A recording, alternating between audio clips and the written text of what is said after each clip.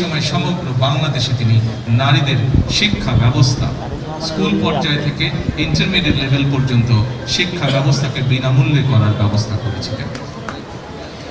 সেই শিক্ষিত নারী সমাজকে আজকে আমরা অর্থনৈতিকভাবে এম্পাওয়ার করতে চাই, অর্থনৈতিকভাবে তাদের সচ্ছলতা গড়ে তুলতে চাই এবং সেই লক্ষ্যকে সামনে রেখেই বর্তমান সরকার গঠনের আগেই পরিকল্পনা গ্রহণ করছে কিভাবে নারীদেরকে আমরা ক্ষমতায়ন করবো, অর্থনৈতিকভাবে সচ্ছল করে গড়ে তুলব এবং তারই অংশ হিসাবে আজকে এই ফ্যামিলি কার্ড আমরা সমগ্র বাংলাদেশে পর্যায়ক্রমিকভাবে ইন্ট্রোডিউস শুরু করলাম। আজকে আমরা প্রাথমিক পর্যায়ে আপনারা নিশ্চয়ের মধ্যে বক্তব্য শুনেছেন।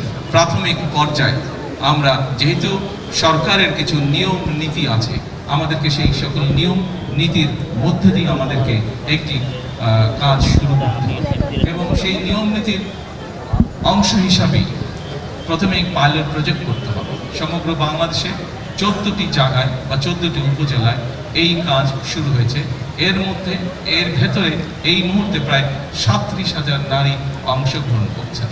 আমাদের এই কড়াইল এলাকা, ভাষান্ত এলাকা এবং সাততলা, এই 3টি এলাকায় প্রায় 15,000 নারীকে এই কার্ডের সুবিধার আওতায় আজকে নিয়ে আসা হয়েছে।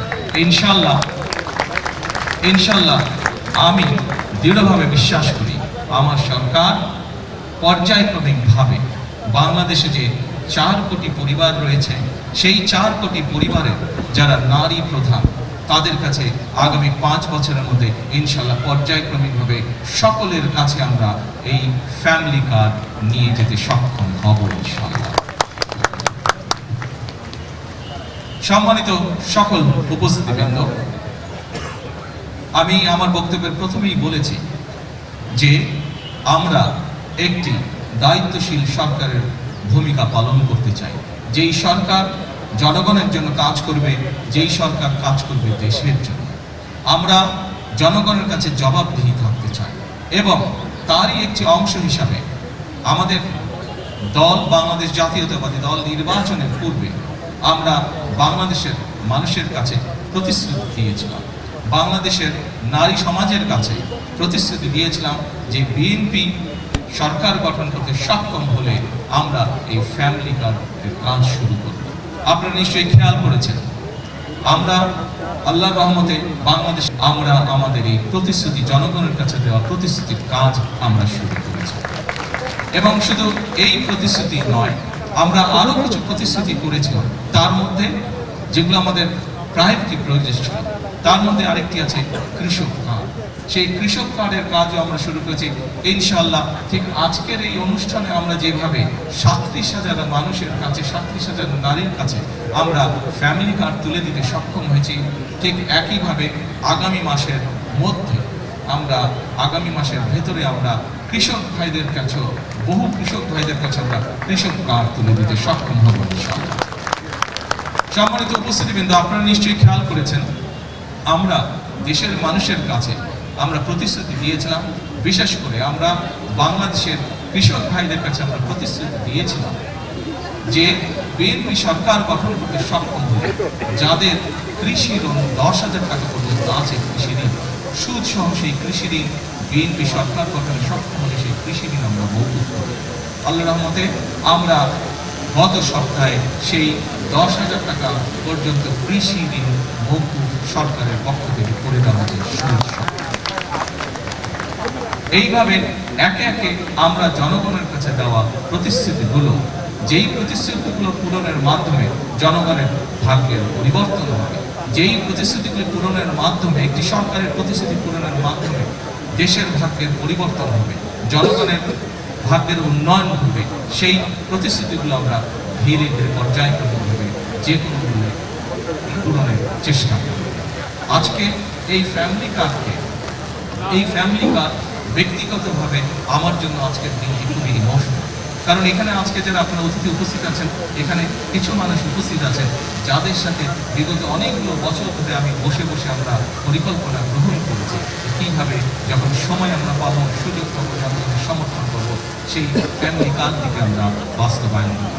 আল্লাহ তাআলা রব্বুল আলামিনের রহমতে আজকে আমাদের সেই দিনটি উপস্থিত, যেই দিনে আমরা আমাদের এই প্রতিশ্রুতি রক্ষা করতে সক্ষম হচ্ছি। সেজন্যই আজকে আমার জন্য যেমন একটি ইমোশনাল দিন, আমি মনে করি আমার সরকার এবং আমার দল বাংলাদেশ জাতীয়তাবাদী দলের জন্য একটি ঐতিহাসিক এবং একটি ইমোশনাল দিন আছে। সম্মানিত সকল উপস্থিতিবৃন্দ, সম্মানিত সভাপতি সহ মঞ্চে উপস্থিত অতিথিবৃন্দ, আসুন, এই দেশটি আমাদের প্রথম এবং শেষ ঠিকানা। এই দেশের মানুষের প্রত্যাশা বর্তমান নির্বাচিত সরকারের কাছে অনেক, সেটি আমরা বুঝতে পারি।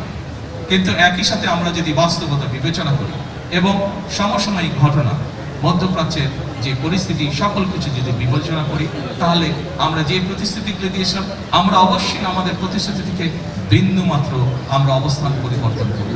হয়তো সমসাময়িক বৈশ্বিক পরিস্থিতির কারণে ক্ষেত্র বিশেষে হয়তো আমাদের কিছু কিছু ক্ষেত্রে সময় বেশি লাগতে পারে প্রতিশ্রুতি বাস্তবায়নের জন্য।